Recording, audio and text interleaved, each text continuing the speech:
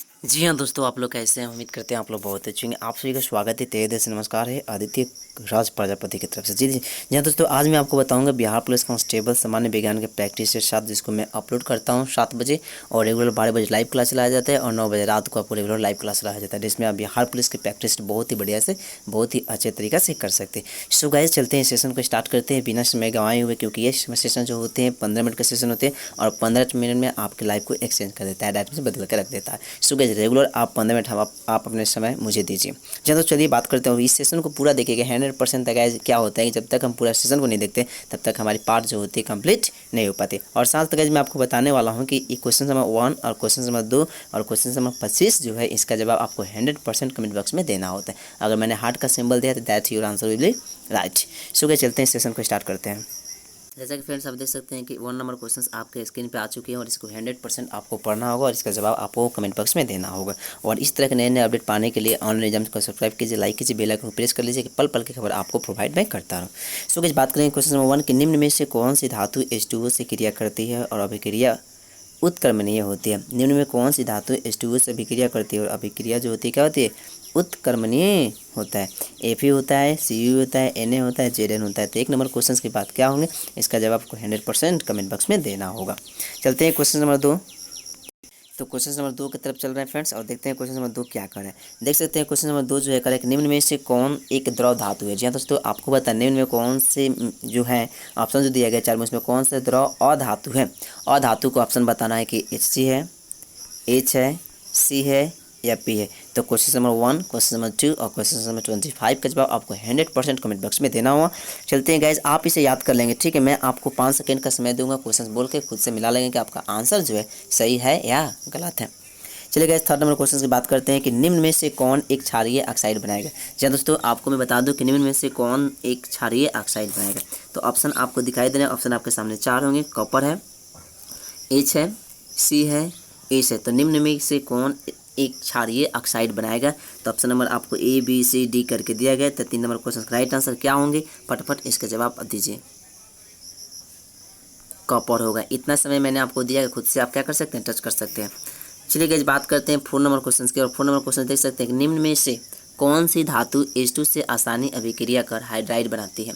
निम्न में से कौन सी धातु H2 से आसानी से अभिक्रिया कर क्या बनाती है, हाइड्राइड बनाती है। Zn, Cu, Ca, Fe। तो 4 नंबर क्वेश्चन का राइट आंसर Ca। चलिए 5 नंबर क्वेश्चन की बात करते हैं कि निम्न में से कौन अम्लों में से H विस्थापित करके लौन बनाता है। निम्न में से कौन अम्लों में से H विस्थापित करके, यानी H को हटाकर क्या बनाता है, लवण बनाता है। S, Si, Hg, Sn। तो आपके सामने आपको स्क्रीन पर स्पष्ट रूप से ऑप्शन दिखाई दें। तो 5 नंबर क्वेश्चन का राइट आंसर Sn होगा, दैट मीन्स D होगा। चलिए 6 नंबर क्वेश्चन की बात करते हैं। CH2, जी हाँ दोस्तों, CH2 इसके निर्माण में प्रयुक्त होते हैं।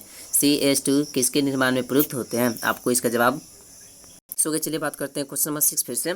CH2 इसके निर्माण में प्रयुक्त होते हैं रेयान के, नायलॉन के, पॉलिएस्टर के, नीऑफ्रियन के। तो 6 नंबर क्वेश्चन का राइट आंसर क्या होंगे, रेयान के, ठीक है। 6 का ए आंसर सही है। चलिए बात करते हैं 7 नंबर क्वेश्चन की। लोहे के निष्कर्षण में निम्न यौगिक धातु अम्ल बनाता है। लोहे के निष्कर्षण में निम्न यौगिक धातु अम्ल बनाता है। लोहे के निष्कर्षण में निम्न यौगिक क्या बनाता है, धातु अम्ल बनाता है। तो धातु अम्ल जो बनाता है लोहे के निष्कर्षण में, तो उस तत्व का, दैट मीन्स उस यौगिक का क्या नाम है। तो 7 नंबर क्वेश्चन आप देख सकते हैं SiO2, CaSiO2, CaO, CaCO3। तो इस क्वेश्चन का आंसर क्या होंगे, तो 7 नंबर क्वेश्चन का राइट आंसर ए होगा। चलिए गाइस, बात करते हैं 8 नंबर क्वेश्चन, ठीक है। और बहुत ही इंपॉर्टेंट क्वेश्चन है गाइस, ऐसा एग्जाम में क्वेश्चन बहुत बार आ चुका है, ठीक है। C4H9 है। जी हाँ दोस्तों, आपको बता दें कि C4H9 है, एक क्या है, C4H9 है, एक क्या है, एल्केन, एल्कीन, एल्किन समूह, एल्काइन समूह। तो 8 नंबर क्वेश्चन का राइट आंसर एल्किन समूह है। याद रखेंगे कौन समूह है, एल्किन समूह। आप हमेशा याद रखेंगे एल्केन, एल्कीन और एल्काइन के समूह का फॉर्मूला याद रखिए। और फॉर्मूला रखने के बाद आप क्या कर सकते हैं, आप मान रख के उनको निकाल सकते हैं। दैट इज बहुत इंटरेस्टिंग, ऐसा क्वेश्चन बहुत बड़े एग्जाम में आता है, खासकर बिहार पुलिस में। चलिए इस बात करते हैं नेक्स्ट। निम्न में से कौन सुपर फास्फेट उर्वरक कहलाता है। निम्न में से कौन सुपर फास्ट उर्वरक कहलाता है। तो CaSO4, Ca3PO4 होल ट्वाइस 2, ठीक है, CaH2PO4 H3PO4। तो 9 नंबर क्वेश्चन का राइट आंसर सी होगा। चलिए गाइस बात करते हैं 10 नंबर क्वेश्चन का, और 10 नंबर क्वेश्चन देख सकते हैं, ठीक है। निम्नलिखित में से किस कार्य में क्लोरीन का उपयोग नहीं होता है? निम्नलिखित में से किस कार्य में क्लोरीन का उपयोग नहीं होता है? तो 10 नंबर क्वेश्चन के 4 ऑप्शन होंगे। पहला ऑप्शन आपको दिया है कि अश्रु गैस और फजिशन जैसे जहरीली गैसों का निर्माण नहीं होता है। चलिए बात करते हैं और 3 ऑप्शन देखते हैं, बी सी डी। आपके स्क्रीन पे देख सकते हैं गाइस, तीनों ऑप्शन आ चुके हैं, बी सी डी। विरंजक चूर्ण के निर्माण में, DDT के उत्पादन में, रासायनिक उर्वरक में। जी हाँ दोस्तों, इसका आंसर सही है, रासायनिक उर्वरक में 10 का डी आंसर सही है। चलिए 11 नंबर क्वेश्चन आपके सामने आपके स्क्रीन पे आ चुके हैं, ठीक है। आपको दिखाई भी दे रहा है कि धातुओं का निम्न संयोजन अम्लगम कहलाता है। धातुओं का निम्न संयोजन अम्लगम कहलाता है। तो किसका कहलाता है आपको मैं दिखा दूं। ऑप्शन देख सकते हैं ना, A B C D। 11 number question के भी 4 ऑप्शन है। तो 11 नंबर क्वेश्चन का राइट आंसर क्या होगा? डी होगा, ठीक है। याद रखेंगे 11 का राइट आंसर डी होगा। चलिए 12 नंबर क्वेश्चन आपके सामने आपको स्क्रीन पर दिखाई दे रहा है फ्रेंड्स, कि निम्न में से कौन एक कठोर अधातु के रूप में पाया जाता है? निम्न में से कौन एक कठोर अधातु के रूप में पाया जाता है? PCSO। इसका आपको फुल नाम याद होगा, ना याद होगा तो कमेंट कीजिए, मैं आपको बताऊंगा, मैं आपको पढ़ाऊंगा, ठीक है। पढ़ना है और पढ़ाई कभी नहीं छोड़ना है। तो 12 नंबर क्वेश्चन का राइट आंसर बी होगा। चलिए अब आप 13 नंबर क्वेश्चन की बात करते हैं कि निम्न में किस धातु ऑक्साइड के अपचयन हेतु थर्माइट प्रक्रम की आवश्यकता होती है? निम्न में किस धातु, जी हाँ दोस्तों, निम्न में किस धातु ऑक्साइड के अपचयन हेतु थर्माइट प्रक्रम की आवश्यकता होती है? HGO, ZNO, MnO2, FeO। तो 13 नंबर क्वेश्चन का राइट आंसर क्या होंगे? तो 13 नंबर क्वेश्चन का राइट आंसर याद रखेंगे, 13 का राइट आंसर सी होगा, ठीक है। चलिए बात करते हैं 14 नंबर क्वेश्चन की। 14 नंबर क्वेश्चन क्या होंगे? निम्न में किस अयस्क हेतु प्रारंभिक पद के रूप में निष्पादन की आवश्यकता होती है? निम्न में से किस अयस्क हेतु प्रारंभिक पद के रूप में निष्पादन की आवश्यकता होती है? Carbonate, sulphide, oxide, chloride. तो 14 नंबर क्वेश्चन का राइट आंसर याद रखेंगे ऑक्साइड होगा, 14 का सी आंसर सही है। चलिए 15 नंबर क्वेश्चन की बात कर लेते हैं। निम्न में समूह में कौन सा यौगिक असंगत है? निम्न समूह में कौन सा यौगिक असंगत है?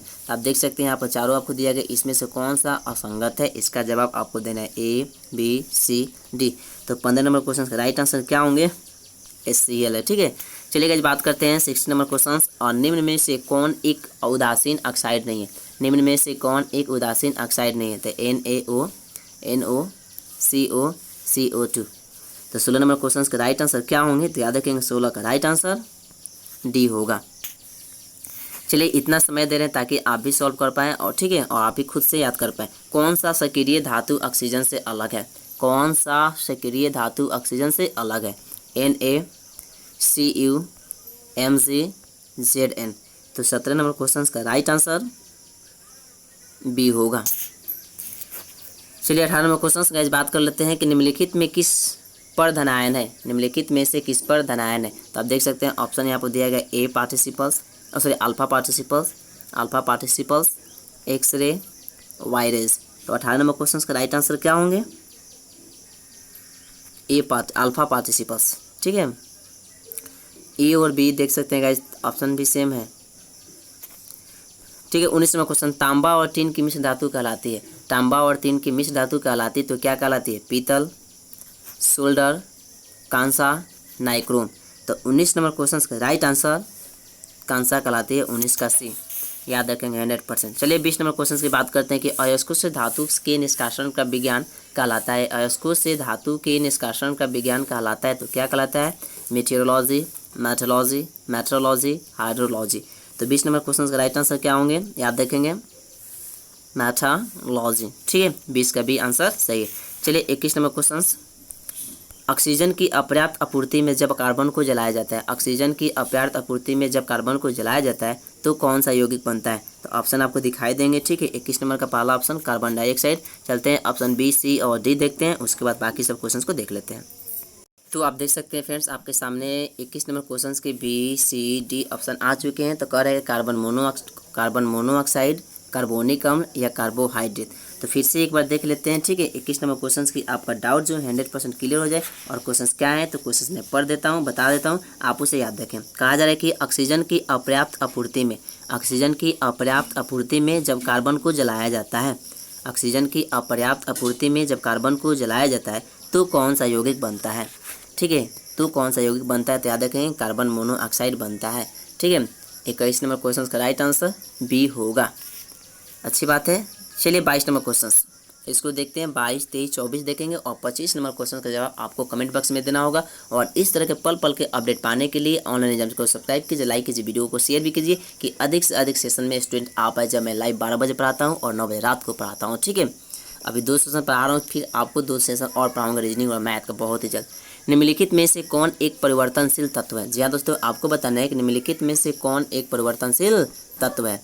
CS है, Mn है, AS है या AS है या Sn है। तो 22 नंबर क्वेश्चन के भी 4 ऑप्शन है। आप देख सकते हैं कि निम्नलिखित में से कौन एक परिवर्तनशील तत्व है। देखिए एक क्वेश्चन को 2 बार 3 बार इसलिए पढ़ रहा हूँ कि खुद से आप आंसर दीजिए। जो मैं आंसर में रहा हूँ आप मिला लीजिए कि मेरा 25 में कितना चाहिए। दैट मीन्स 3 तो मैं 3 को आपको जवाब देना होगा।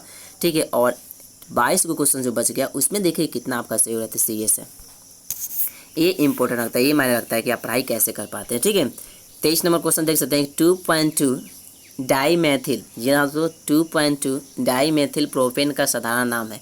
2.2 डाईमेथिल प्रोपेन का साधारण नाम है। तो साधारण नाम क्या है, नियोपेंटेन, आइसोपेंटेन, नियोब्यूटेन या आइसोब्यूटेन। तो 23 नंबर क्वेश्चन का राइट आंसर क्या होंगे आप देख सकते हैं। ऑप्शन 4 दिए गए ABCD।